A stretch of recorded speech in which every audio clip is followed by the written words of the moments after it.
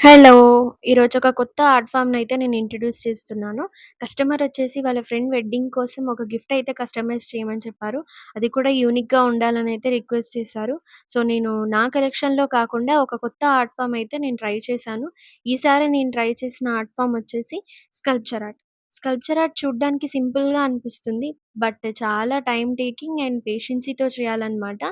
చాలా టైం తీసుకుంటుంది. ఎందుకంటే 3డీ లాగా కనిపిస్తుందనమాట మనకు ఆర్ట్ ఫార్మ్ మొత్తము. బట్ చాలా చాలా బావుంటుంది. మీరొకసారి ట్రై చేసి చూడండి.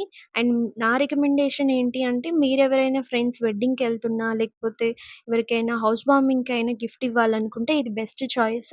ఎందుకంటే ఒక్క ఆర్ట్ ఫార్మ్‌తో టోటల్ లుక్కే మారిపోతుంది వాల్‌కి.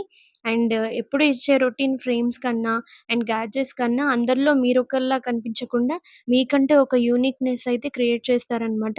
డెఫినైట్‌లీ వాళ్ళు ఆర్ట్ ఫార్మ్ చూసినప్పుడల్లా మిమ్మల్ని గుర్తు చేసుకుంటారు. ట్రస్ట్ మీ ఖచ్చితంగా గుర్తు చేసుకుంటారు. సో, టోటల్‌గా అవుట్‌పుట్ అయితే నాకైతే బాగా నచ్చింది. మరి మీకు నచ్చిందా? మీకేమనిపించిందో కామెంట్స్‌లో కామెంట్ చేయండి.